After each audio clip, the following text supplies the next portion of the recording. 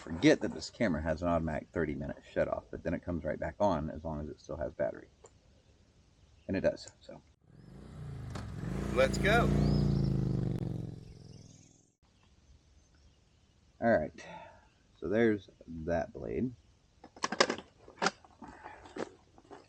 Got plenty of blades, right? Little charging cord. Let's see.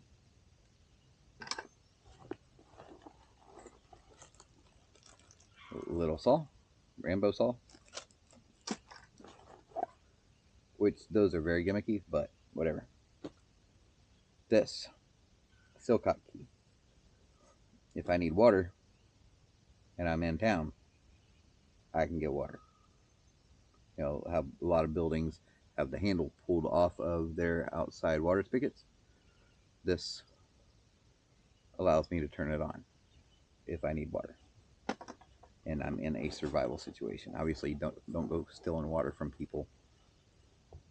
And nail clippers with the file. Now, I will say that I also do have a pair of nail clippers in my pocket at all times because they're just handy. And more of cardboard, paper towel roll this time, and also inside the paper towel roll here I have, you all know what this is, right? That's a can opener. That is a can opener. And they're not easy to use, but once you get used to them, it is what it is. But it is a can opener that is just down here sitting and available for me. Another gimmicky thing came in one of those kits. Survivor card, right? You got a little bit of bank line right here. Okay, and then you've got 2 screwdrivers here. You've got your you got a little serrated edge blade there, a little straight blade there, bottle opener, can openers, little wrenches there. Yeah, so just another little gimmicky thing that's small and just fits in here without taking up any space. And I say, well, are we done, Alan? The answer is no, we're not. Meh. We still have one more pocket. I said, seriously? Yeah, I heard you say it. Seriously, there's more? Yep, there is more. I know. It's crazy. Surprises me too. That I could actually have so much stuff in this one little bag. Now, another thing I want to say, that little cord that I just showed you, that C cord, you say, well, you know, that's cool that you've got that little C cord. It's cool that you've got that other charger thing, but, and this here, you know, but you say, Alan, I haven't seen a charger. 9 times out of 10, I do have a charger somewhere on me or near me to easily grab and go. 9 times out of 10. There are those rare occasions where I don't. Alright, final pocket, guys. Have a notebook. And another piece of paracord. This paracord, you can see it's a loop. Okay, this is primarily for one purpose and one purpose only, and that's finding if I need to find a way real quick to hang something up. This is it. And no, this is not right in the rain paper. It's just your standard little notebook that you can pick up at any 5 and dime. 5 and dime? Am I that old? I don't think I'm that old. You know my point. You can pick it up at any corner store. And that, my friends, is a complete rundown of what I have in my get home bag. You didn't ask, but now you know. You're welcome. Alright guys, I'm just going to sit and chill for a little bit. So I'm going to turn you off sit and chill, drink my tea, just relax and enjoy nature. So, see you guys after a while.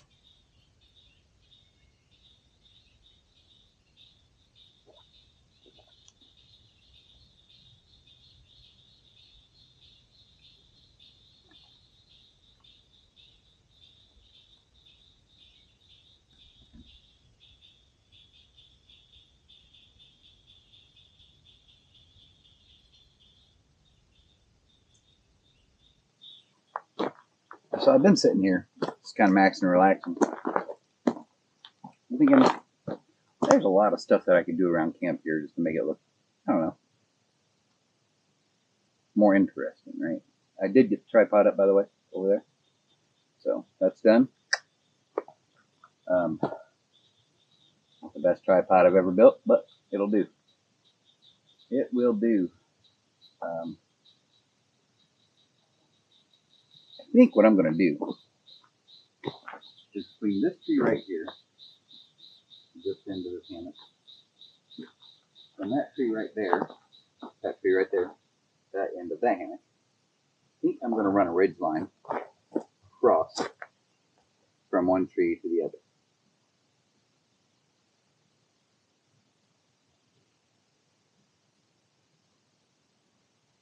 And then I'm going to put one corner on that tree, one corner over here to this tree, one over here to this tree. And while I was out there, I found a pretty tall piece of dead standing I took down. I thought I'd use it for the tripod, but then I realized, it's a little too thick for that. So I think what I'll do is I will use that on this end so I can lift this end up. And then later on tonight, if I want a little bit more privacy back over here in my area, I can just bring this end down.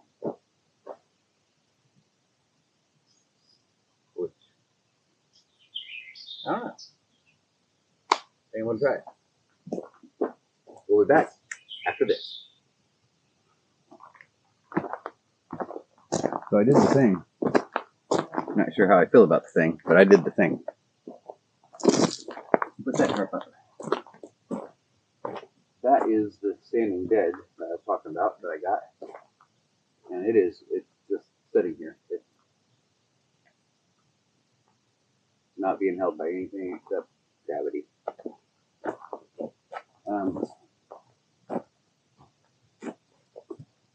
I decided to leave this down. I thought about going ahead and tying it up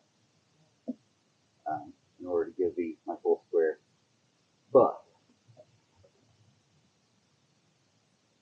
I think I like it there. I think I like it singing. So I can hang something here if I wanted to, but no reason to. That's not going anywhere. I've got it toggled off right here from this line that runs from this tree to that tree. I've got the back corner of this over here off that tree, and I went ahead and put up the hammock ring fly as well. There's no wind really, so I put the back tie outs are just actually tied around branches laying on the ground. I wrapped around, I even tied this instead out, and then I brought the front corners up here to the lines running across. So this I think will be pretty nice. In looking at it now that it's done, I think there's two things that I'd be different. The primary thing that I would be different is I think instead of flying from that to that, I think I would have flown straight across where that hammock is at. That way it would actually come back over top of that hammock. And if it did rain or whatever, that would give me kind of a porch coming out of the hammock, right? It would make more sense that way. But the way that I've done it, it does not give me that. It is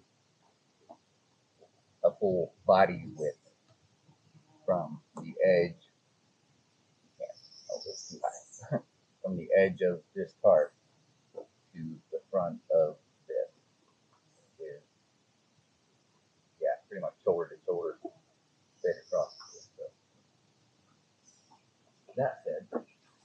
really wanted to get crazy, I mean, I could, always toggle this off to that. But no, I'm not going to do that. Too much, man. Too much. For today, anyways. I don't know. Tomorrow I might feel different. Tomorrow I might tear it all down and do it all different. Who knows? But this is what we got. This is what we're working with. That said, it's about 6 o'clock, so if I'm going to get supper going anytime soon, I need to get that fire going and burn off that junk that's in there. So I think that's what I'm going to work on next. Getting the fire going and burning that out. And I'll get back to you guys after it. So,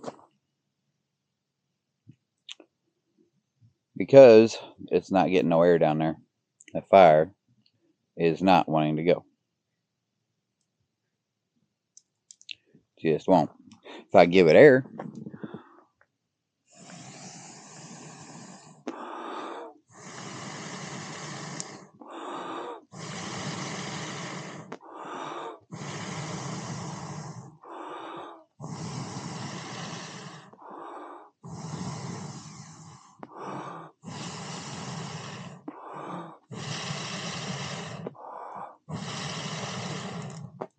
it'll go just fine.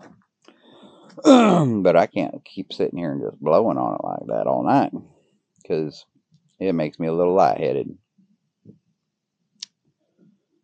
So, I think I bought all that wood for nothing. I think I'm going to end up having to cook my food in that on the gas stove. As sad as that makes me, I really, really, really, really, really wanted that steak cooked on hot coals. Truly, truly did. So frustrating.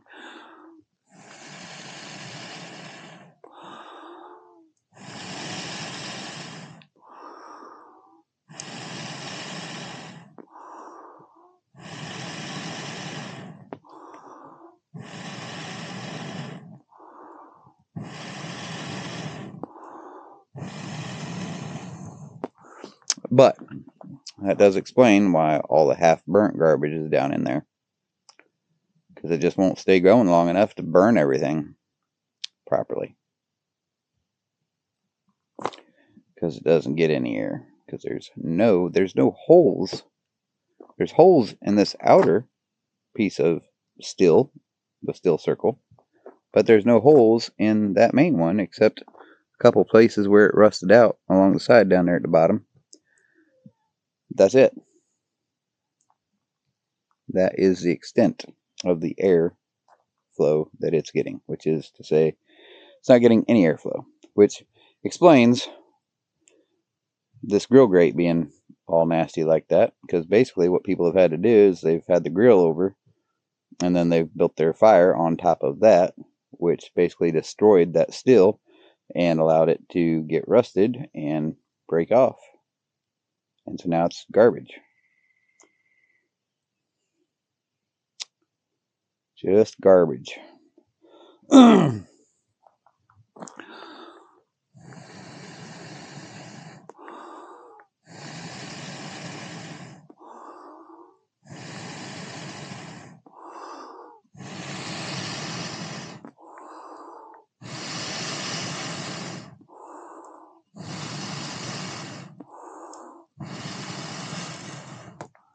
But that wood burns good.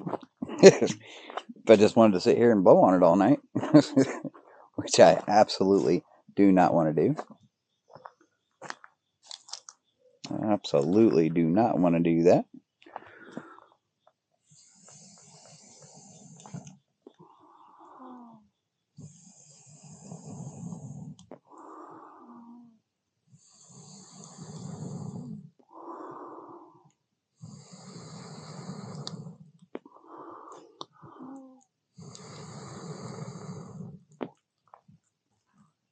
Ugh.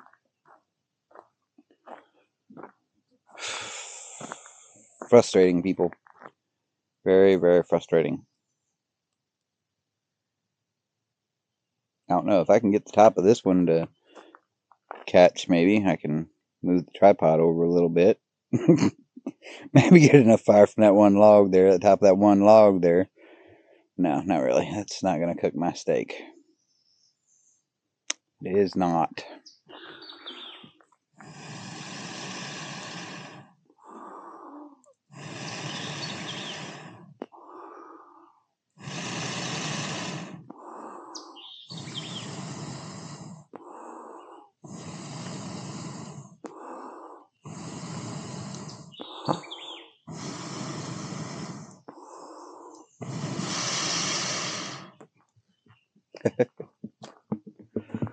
Meanwhile, in the process of sitting here messing with this, a local stopped by.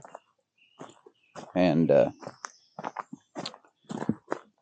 oh, by the way, I got these too. My wife got me these last Christmas. These are gloves for messing with the grill and whatnot. So, and they're like really thick.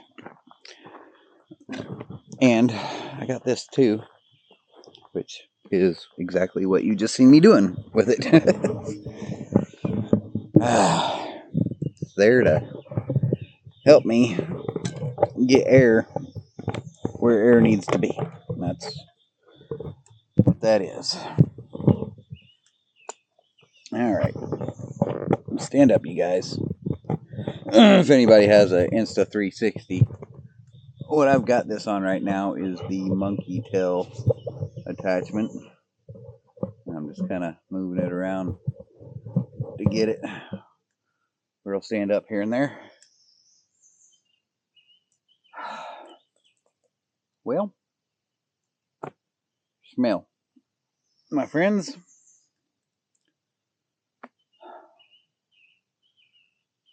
I'm not looking forward to cooking that steak on the gas grill. But, gotta do what we gotta do, right? Oh, another cool thing that I got. And I'll share with you guys. This is pretty cool.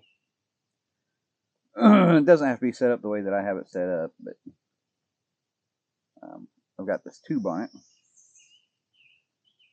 with this piece here. You can turn it on and off, right? And it's got a little magnet there if you want to magnetize it to something.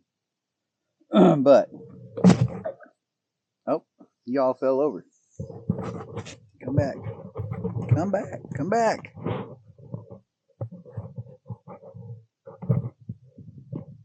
All right.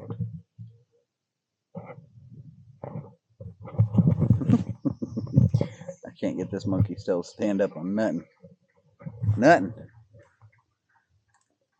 Oh, how about right there? How about right there? Okay. I'll be right back. All right. Now I got you all hooked up to the Insta360 1X2 tripod, which isn't super sturdy. I hope y'all stay standing. But anyway, so back to this. This is cool. Pump it up. I have it full all the way up to 24 ounces.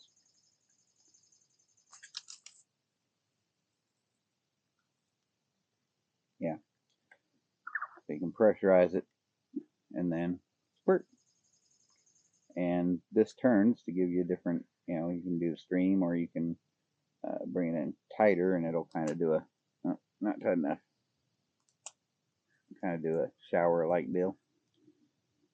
So I got this so that I could wash my hands, that kind of thing, at camp, and spray out pots, whatever, do different things like that. But pretty cool. And it is Lunatec, Lunatec, Lunatec. Lunatic for a lunatic. Okay, anyways, that's that. Oh, goodness. Yeah, that's just going to smolder and smoke now.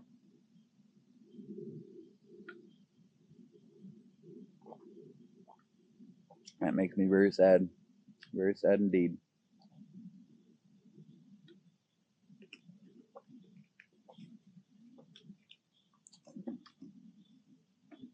Pick these up at Walmart. Go Fire. Ultimate all-purpose fire starters. Campfires, fireplaces, wood stoves, and fire pits. Up to 10-minute burn time. 100% waterproof, non-toxic. Pack and go. Indoors and outdoors. Lights quickly and easily. It's a 20-pack. Simply light the corner. No need to open the pouch. They're just these. Go Fire. And I'm not sure what's in them. It looks like it's a gel in there, but it's not a gel. It's hard. So I'm not really sure. Paraffin? N-paraffin. Contains N-paraffin. I guess it's just paraffin wax with probably some kind of other accelerant, I'd imagine, but it doesn't say. It's their secret. It's their secret. But it worked. I'd never seen them before. I seen it. I was like, let's try them. They work pretty good, actually. If there was air to the wood, it would be a lot better. But there's no air going to the wood. Very sad. Very sad indeed.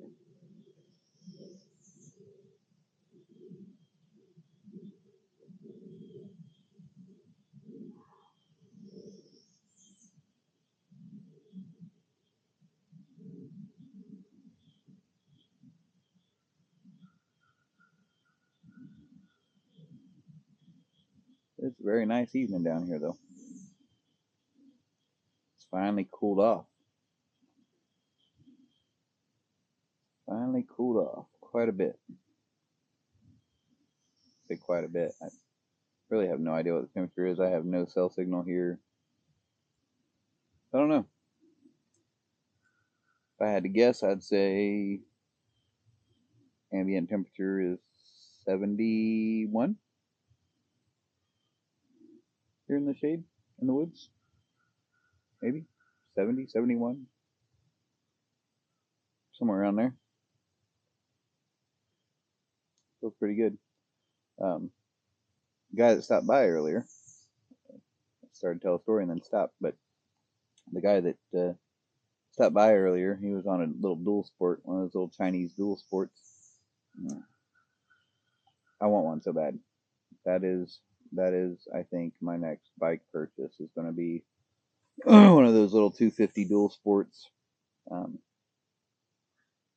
He said he has a blast on it. You know, it's he says it does 50 no problem, 55 it shimmies a little bit, but what do you want from a little 250 dual sport, right? With dual sport tires on it on the highway. That's what you're gonna get. You're gonna get a lot of shaking going on about 55 mile an hour. About its top speed. I think they go 60 maybe if you push it really hard, right up against that red line. But I think it's actually like a 229 cc or something like that. But I guess there's some trails not too far from here for four wheelers and dirt bikes and side by sides and whatnot. And he lives just the other side of this mountain here, and goes over there quite a bit and rides down through here quite a bit. But that is definitely my next bike purchase. Yeah, I've got two Gold Wings. The wife has a Harley, Street 750. I've got this 81 Goldwing and then a 07 Goldwing. I really like the Goldwings, but I think I would like to maybe try a CVO. I don't know. Road glide, street glide. I don't know. We'll see. We'll see. They don't put out the kind of power that my 1800 puts out and that Goldwing, and they shake so much. They are a pretty bike. I don't know. We'll see. Eventually, maybe, but way before that, I'm gonna have me one of those little Chinese dual sports. Absolutely. Absolutely.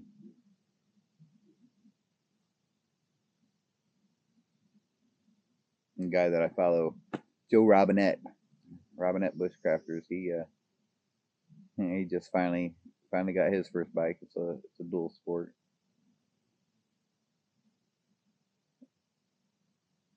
It's very cool. He's been a YouTuber for a very long time. I've been following him for 8 years.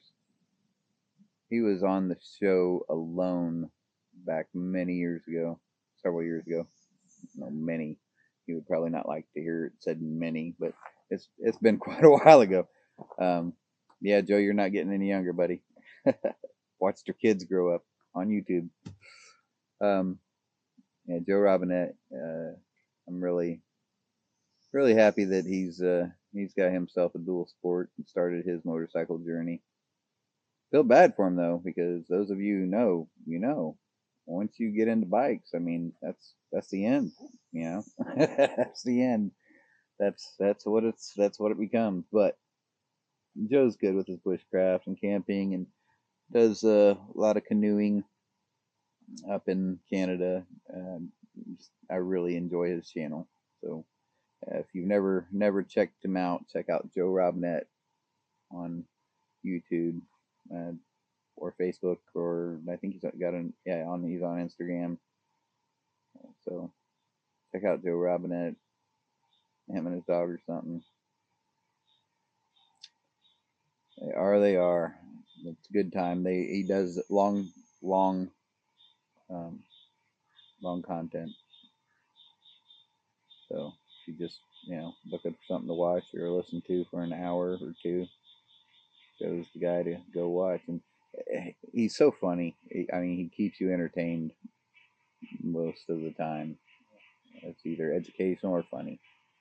He is very educational, and he knows a lot. So, yeah. Good guy. Good guy. Good Canadian. Good Canadian, eh?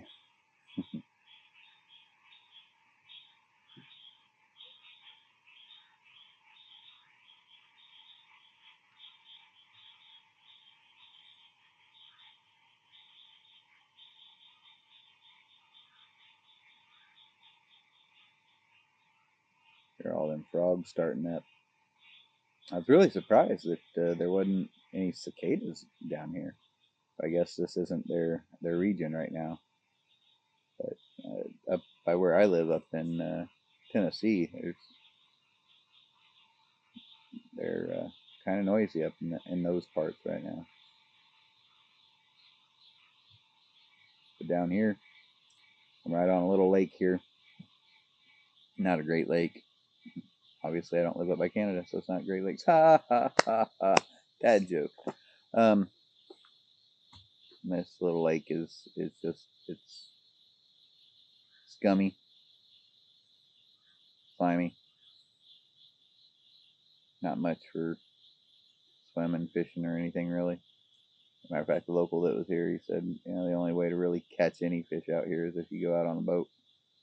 But I mean, it's just a small lake, so I mean, if you're going out on a boat, you're going out on a little bass boat, kayak, whatever. There is, I want to say, about half a mile walk from here. Maybe I'll take you guys tomorrow. There is a little pier that kind of goes out into the lake a little bit, little section there. Further down, you can go to the dam. Maybe we'll do that tomorrow. Yeah, sounds like something to do. All right, folks. Well, I've been putting it off long enough. I guess I need to break out the gas grill and get to it.